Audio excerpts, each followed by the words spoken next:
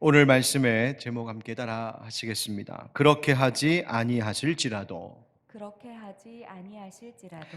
여러분 평안히 잘 주무셨습니까? 또 요즘 하루하루 어떻게 보내고 계십니까? 매일 그날의 본문 말씀 읽고 또 다시 묵상하고 계신지요? 여러분 매일 영상으로 말씀을 듣는 것뿐만 아니라 그날의 본문, 그날의 장을 여러분 개인적으로 꼭 읽고 묵상하는 시간을 가지셨으면 좋겠습니다. 그러니까 하루에 한 장씩 다니엘서 읽으시면 됩니다. 오늘이 세 번째 날이니까 오늘 이제 3장 읽으시면 되는데요. 그렇게 하면 아마 이번 특별 기도회 기간에 하나님께서 더 확실한 은혜로 또 위로로 우리와 함께해 주실 줄 믿습니다. 여러분 어려운 일이 파도처럼 밀려올 때면 우리는 스스로 이렇게 질문합니다. 왜 이런 일이 나에게 있을까? 또 하나는 그러면 이 문제, 이 일을 어떻게 해결해야 되나 묻게 됩니다.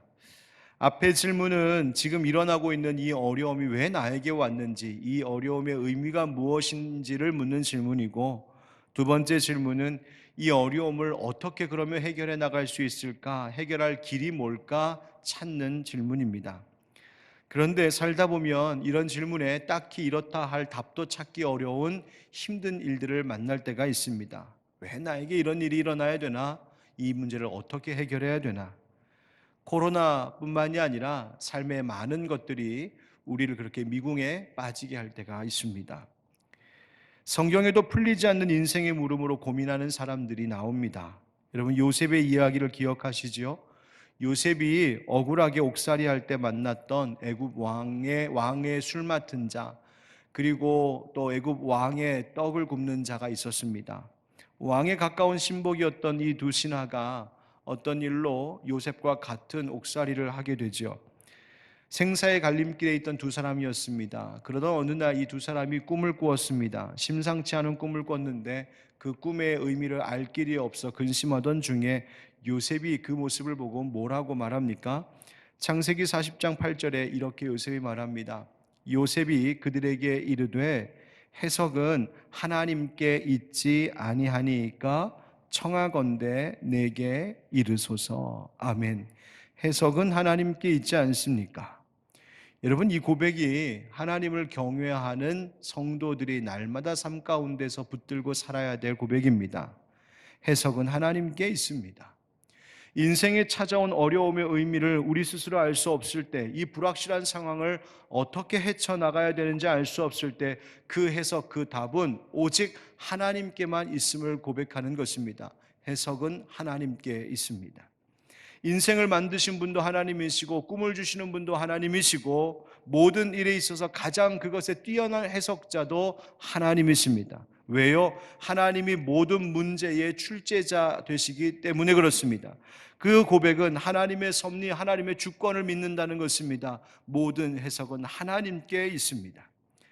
여러분 어제 나눴던 말씀도 다시 한번 기억해 보면 좋겠습니다. 느부갓네살 왕의 꿈을 어느 누구도 해몽하지 못할 때에 다니엘이 뭐라고 했습니까? 시간을 주시면 왕에게 해석을 알려드리리이다 했습니다. 왜 그렇게 말했습니까? 자기가 똑똑해서 그렇게 말했습니까? 자기가 갖고 있는 재주 때문에 호언장담한 것입니까? 아니지요. 그가 다니엘이 여호와 하나님을 경외하고 있었기 때문에 바로 그 믿음 때문이었습니다. 어떤 믿음? 모든 해석은 하나님께 있습니다. 모든 인생 질문에 대한 답은 하나님께 있습니다. 라고 하는 그 믿음이 다니엘에게 있었기 때문입니다.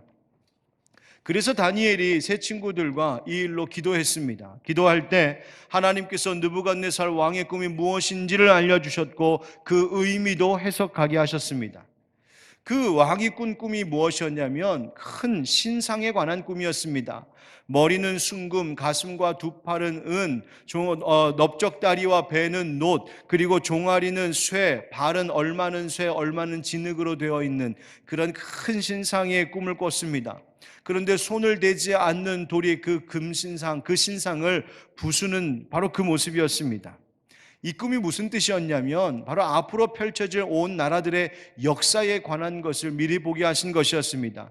금에서 은으로, 은에서 쇠로, 쇠에서 노스로, 노스에서 진흙으로 그렇게 갈수록 더 좋지 않은 모습으로 되어져 있는 것처럼 갈수록 이 나라의 역사가 이 땅이 보다 못한 나라들로 일어나게 될 것을 예언하게 하신 것입니다. 이 모든 나라와 권세들이 마치 그 뜨인 돌, 그 손대지 않는 돌로 인하여서 다 부서진 것처럼 이 모든 나라와 권세들이 다 그렇게 결코 영원하지 않을 것이라는 사실을 보여주는 꿈이었습니다. 이 꿈을 해몽함에 있어서 다니엘이 왕에게 뭐라고 말했었는지 한번 보겠습니다. 다니엘서 2장 28절 말씀에 오직 은밀한 것을 나타내실 이는 하늘에 계신 하나님이시라. 아멘. 2장 30절에 뭐라고 합니까? 내게 이 은밀한 것을 나타내심은 내 지혜가 모든 사람보다 낫기 때문이 아니라 오직 그 해석을 왕에게 알려서 왕이 마음으로 생각하던 것을 왕에게 알려주려 하심이니이다. 아멘.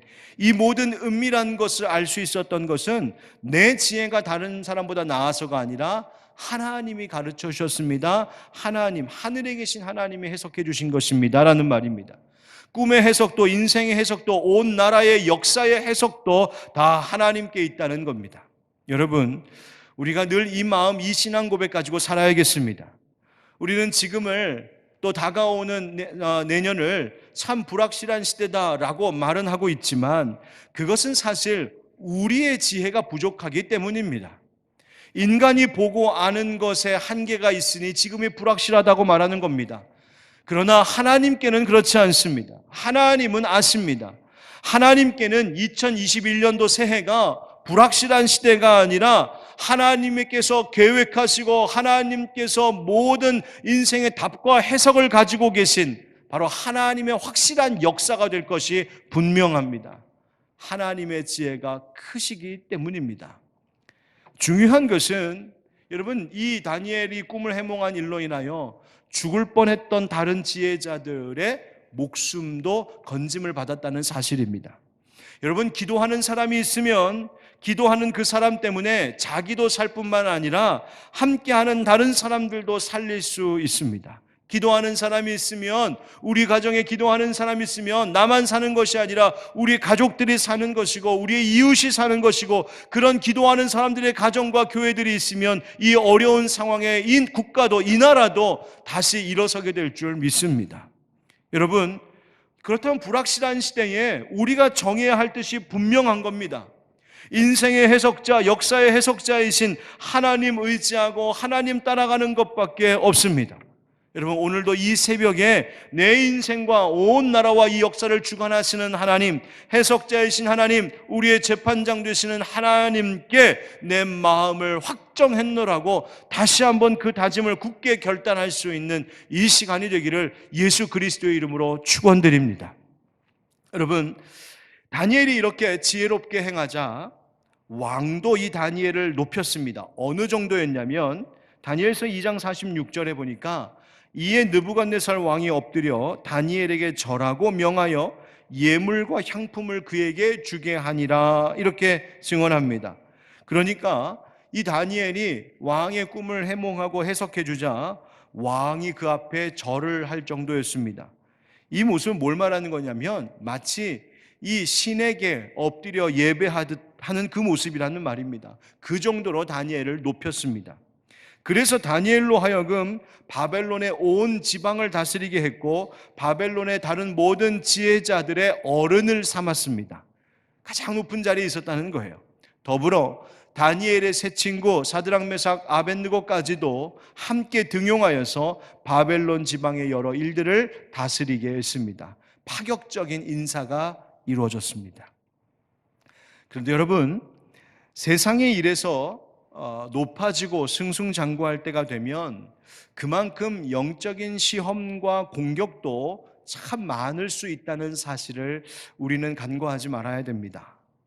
세상에서 힘이 더 생기고 더 많은 것을 갖게 되고 영향력을 더 많이 미치는 위치에 내가 있게 되면 그래서 따르는 사람들도 많아지면 그냥 그것이 야 좋다 할 것이 아니라 그만큼의 영적인 위험도 책임도 많아진다는 이 사실을 기억해야 됩니다. 느부갓네살 왕이 하루는 큰 금신상을 만들자 했습니다. 당시 고대 사회에서 거대한 신상을 만드는 일은 흔히 있었던 일입니다.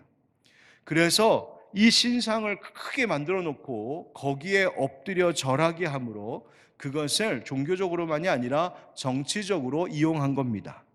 신하들과 백성들의 충성심을 불러일으키고 국가적으로 왕을 중심으로 온 나라가 결속하게 하는 그런 목적을 가진 것이었습니다.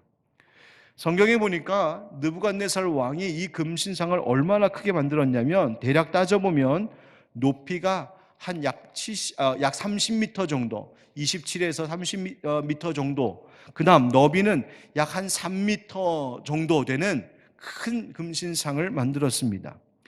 생각해보면 높이만 한 아파트 10층쯤 될까요? 두라 평지 한복판에 이런 금신상에 번쩍이며 서 있으니까 여러분 그 위용이 정말 대단했을 겁니다.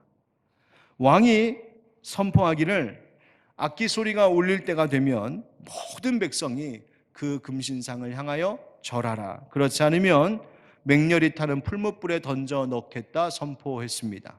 악기가 울리자 모든 백성들이 일제히 그 금신상을 향하여서 큰 절을 했습니다. 그런데 웬일입니까? 그때 왕에게 참소하는 소리가 들려오지요. 바로 다니엘의 세 친구 사드락 메삭 아벳느고가 그 금신상 앞에 절하지 않고 꼿꼿이 서 있는 겁니다. 그래서 왕 앞에 끌려옵니다. 느부갓네살 왕이 물었습니다. 너희들 절하지 않는 것이 사실이냐? 분노했습니다. 너희들 그렇다면 당장 저 맹렬히 타는 풀무불에 던져 넣겠다. 그 불에 너희들 던져 넣으면 아무리 너희가 섬기는 신이라도 어느 신도 너희들을 구원해낼 수 없을 거다 경고했습니다. 그때 세 친구가 뭐라고 대답했습니까? 오늘 이 말씀 16절부터 18절의 말씀을 우리가 다시 한번 다 같이 읽으면 좋겠습니다. 여러분 가정에서도 함께 이 말씀을 한 목소리로 읽으시면 좋겠습니다. 16절부터 18절입니다. 3장 16절 시작. 사드락과 메삭과 아벳느고가 왕에게 대답하여 이르되 느부갓네살이여 우리가 이 일에 대하여 왕에게 대답할 필요가 없나이다. 왕이여 우리가 섬기는 하나님이 계시다면 우리를 맹렬히 타는 풀무불 가운데에서 능히 건져내시겠고 왕의 손에서도 건져내시리이다. 그렇게 하지 아니하실지라도 왕이여 우리가 왕의 신들을 섬기지도 아니하고 왕이 세우신 금신상에게 절하지도 아니할 줄을 아옵소서. 아멘. 여러분, 인생 가운데 영적인 시험과 위기가 아주 결정적인 순간마다 찾아올 수 있습니다. 포로 출신이었던 이 세 친구들이 처음 왕 앞에 부름받아 그 특별한 인재 교육을 받게 되었을 때에도 먹을 것으로 영적인 시험이 있었습니다. 바벨론의 이 지혜자들로 나라의 쓰임을 받게 이 사람들을 등용했을 때에도 이 어려운 일이 지금 찾아온 겁니다. 마치 다니엘이 왕의 꿈을 해몽한 일로 해몽하게 해야 했던 그 시험을 당했었던 일처럼 지금 이제 더 높은 자리에 등용되었을 때에 금신상에게 절하는 일로 영적인 시험에 다가왔습니다. 여러분, 우리가 잘 나간다고 할 때 조심해야 됩니다. 우리 집안도 요즘의 일도 참 평안하네. 야, 요즘만 같으면 정말 다른 거 더 이상 바랄 것이 없겠다 하는 바로 그때, 좋다고 할 때 그때 주의해야 합니다. 그때가 참으로 영적으로는 깨어 있어야 할 때이기 때문입니다. 고린도전서 10장에 선줄로 생각하는 자는 넘어질까 조심하라 하신 이 말씀 기억해야 합니다. 에베소서 4장에 마귀에게 틈을 주지 말라 하신 말씀 기억해야 됩니다. 사드락 메삭 아벳느고가 그랬습니다. 지금 인재로 등용이 되어서 바벨론의 지방 고을을 다스리는 아주 높은 자리에 있는 그 순간에, 결정적인 순간에 영적 위기, 그 영적 시험이 찾아왔습니다. 금신상 앞에 엎드려 절하는 것. 그런데 그 시험을 잘 이겨냈습니다. 어떻게 이겨냈을까요?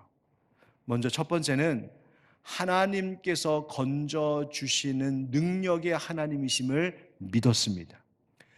우리 함께 봉독했던 17절 말씀대로 왕이여 우리가 섬기는 하나님이 계시다면 우리를 맹렬히 타는 풀무불 가운데에서 능히 건져내시겠고 왕의 손에서도 건져내실 것입니다.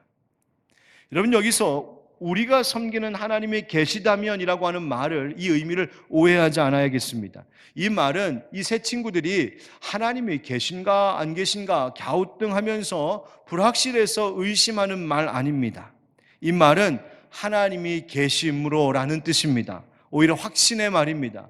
그리고 하나님께서 계신데 그 살아계신 하나님께서 뜻하신다면, 하나님께서 우리를 구원하시기로 작정하셨다면 하나님은 얼마든지 아무리 뜨거운 풀무불일지라도 거기에서 우리를 건져내실 것입니다. 하나님이 우리를 건져내시려고 마음만 먹으시면 하나님은 당신 왕의 손에서도 우리를 건져내실 수 있는 분이십니다. 즉 이 세 사람은 하나님의 건져내시는 구원하시는 능력을 믿었습니다. 하나님의 능력에 대하여 의심하지 않았다는 말입니다. 두 번째로 이들은 하나님의 계획에 전적으로 자신들을 맡기는 믿음이었습니다. 바로 그것이 오늘 말씀의 제목이기도 하고 그 유명한 신앙의 고백입니다. 그렇게 하지 아니하실지라도. 혹시 하나님이 우리를 구원하실 계획이 아닐지라도 우리가 그저 이 풀무불에서 죽는 것, 여기서 순교하는 것이 혹 하나님의 계획이라면 저희는 그마저도 좋습니다. 그래도 우리는 여전히 금신상에 절하지 아니하고 하나님께만 절하며 하나님만 섬기겠습니다. 고백한 겁니다. 그렇게 하지 아니하실지라도. 여러분에게 이 믿음이 있습니까? 여러분께서 새벽마다 기도하시는 것 있으시죠? 마음의 소원으로 가진 것들이 있습니다. 가족들이 이렇게 되었으면 좋겠고, 우리의 자식들이 이렇게 되었으면 좋겠고, 하는 일이 잘 되었으면 좋겠고, 교회도 평안하고 나라도 평안하고 다 이렇게 되었으면 좋겠다. 마음에 소원하는 것들이 다 우리 가운데 있을 겁니다. 그런데 여러분, 하나님께서 혹시 그렇게 하지 아니하셔도, 꼭 우리가 마음에 소원하여 기도한 대로 되지 않아도 여러분은 하나님만 섬기시겠습니까? 하나님만 섬기는 이 믿음에 있어서 하나님께서 그렇게 하지 아니하셔도 변하지 않을 그 믿음을 갖고 계십니까? 그렇게 하지 아니하실지라도. 여러분, 이 신앙이 무엇일까요? 하나님이 내가 원하는 무엇을 하고 안 하시느냐, 이것에 따라 내 신앙이 달라지지 않는다는 겁니다. 하나님이 이렇게 하시면 하나님이 계신 것이고, 하나님이 이렇게 하지 아니하시면 하나님이 안 계시다, 그런 것 아니라는 겁니다. 하나님이 이렇게 하시면 날 사랑하시는 것이고, 하나님이 이렇게 해주지 않으면 하나님 날 사랑하지 않나 봐, 그렇게 의심하지 않겠다는 겁니다. 코로나가 잠잠해지고 해결이 되면 하나님이 살아계시고 우리를 사랑하는 것이고, 코로나가 또다시 크게 유행하고 우리의 병이 낫지 않으면 하나님은 안 계시거나 우리를 사랑하지 않으시는 것인가? 여러분, 그렇게 생각할 일이 아니라는 겁니다. 그렇게 하지 아니하실지라도 나는 하나님만 섬깁니다. 여러분, 만약 이 세상에서 일어나는 모든 일들에 대하여서 만약 하나님이 어떻게 하시느냐에 따라서, 어떤 역사를 보이시느냐에 따라서 내 신앙이 이렇게도 되고 저렇게도 되고 뒤바뀔 수 있다고 한다면 그것은 하나님 중심의 신앙이 아니라 자기 중심의 신앙일 뿐입니다. 내 생각, 내 계획, 내 시간표, 내가 원하는 것에 따르는 신앙, 그것에 불과한 겁니다. 여러분, 참 신앙은 자기의 이익과 손해를 따지지 않습니다. 참신앙은 상황과 환경에 굴하지 않습니다. 참신앙은 어떤 일어난 일로 하나님을 판단해서 하나님이 계시다, 하나님이 안 계시다 그렇게 말하지 않습니다. 그저 모든 것이 다 하나님께 달려 있습니다 라고 고백하는 신앙이 그렇게 하지 아니하실지라도 바로 그 뜨겁고 확실한 믿음입니다. 그렇게 하지 아니하실지라도. 여러분, 이 말 곰곰이 생각해 보면 사실은 얼마나 두려운 말인지 모릅니다. 왜냐하면 이 고백 속에는 내가 내려놔야 할 것들이 너무나 많기 때문에 그렇습니다.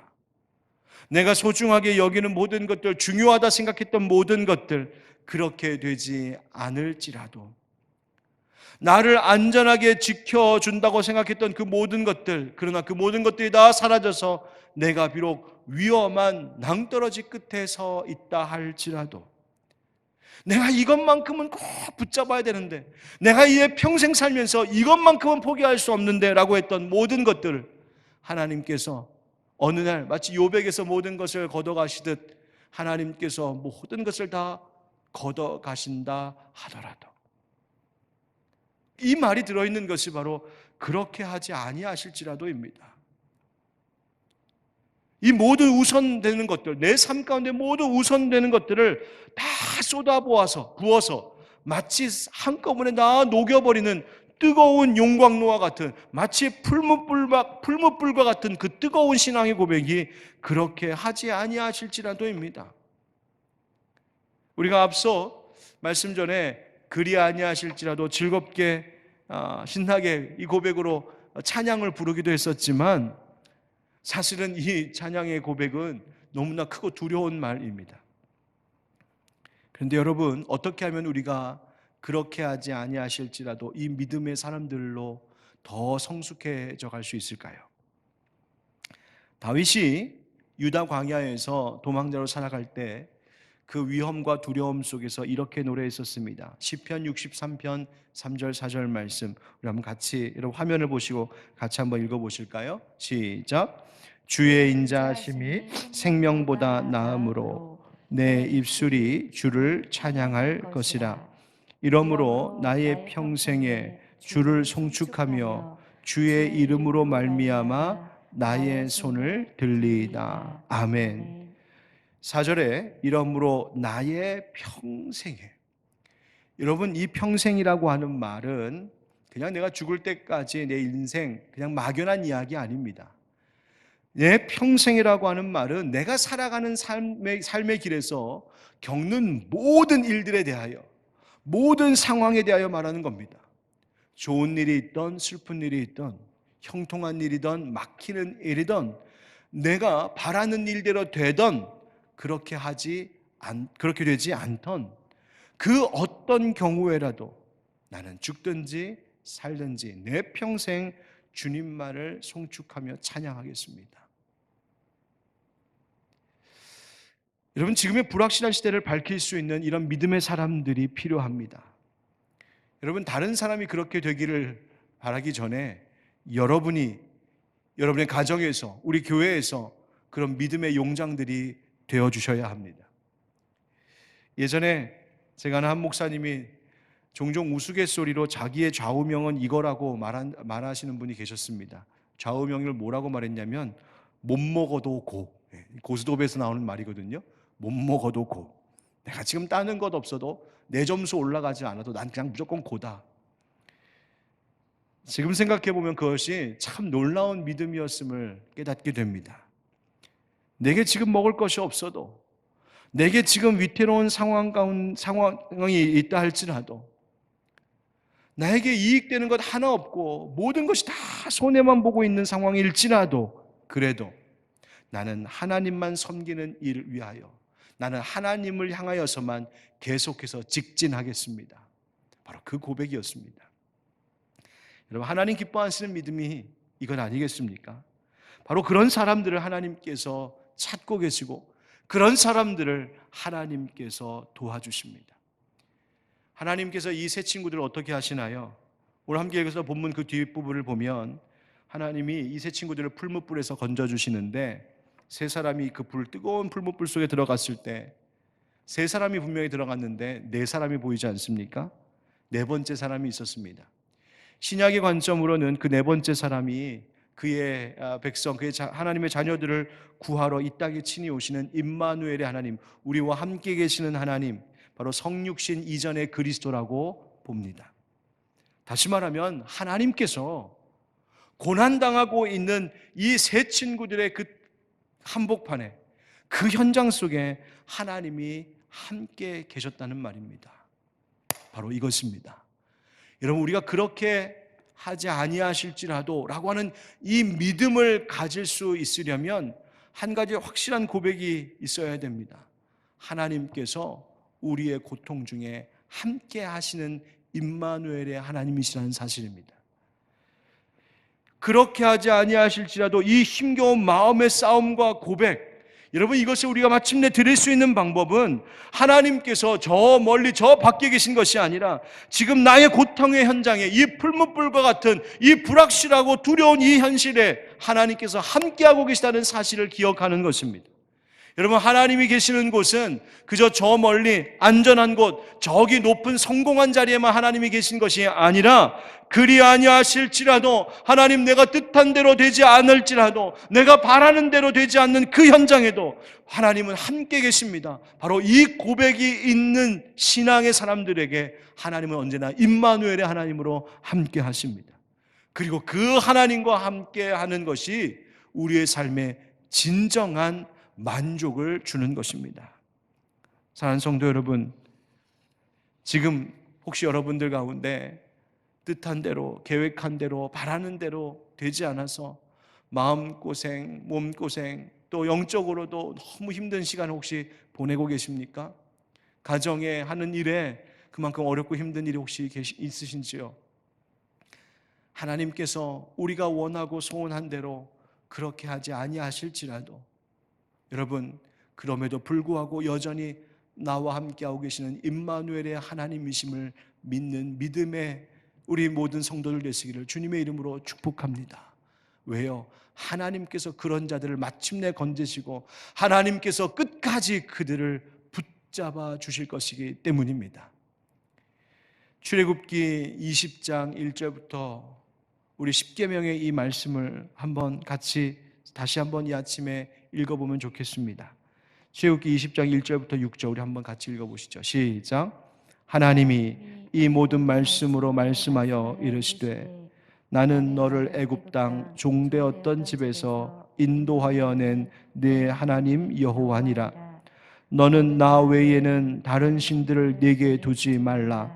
너를 위하여 새긴 우상을 만들지 말고 또 위로 하늘에 있는 것이나 아래로 땅에 있는 것이나 땅 아래 물속에 있는 것에 어떤 형상도 만들지 말며 그것들에게 절하지 말며 그것들을 섬기지 말라. 나 내 하나님 여호와는 질투하는 하나님인즉 나를 미워하는 자의 죄를 갚되 아버지로부터 아들에게로 3, 4대까지 이르게 하거니와 나를 사랑하고 내 계명을 지키는 자에게는 1000대까지 은혜를 베푸느니라. 아멘. 아멘. 여러분, 이 불확실한 시대에 하나님께서 확실한 약속 하나 주고 계십니다. 오직 하나님만 섬기고 하나님께만 절하고 하나님만 사랑하는 하나님의 자녀들은 1000대까지 은혜를 베푸시겠노라고 하나님이 약속하고 계십니다. 이 흐리고 캄캄한 날씨와 같은 이 시대 속에 여러분, 이처럼 밝고 광명한 빛과 같은 약속이 어디에 있겠습니까? 여러분, 새로운 한 해도 이 약속의 말씀 붙잡고 세상의 금신상 앞에 절하지 않고 또 내 뜻대로 되지 않는 어려운 상황 속에서도 여전히 여호와 하나님만 사랑하고 섬기는 믿음의 성도님들 되시기를 예수 그리스도의 이름으로 축원드립니다. 아멘.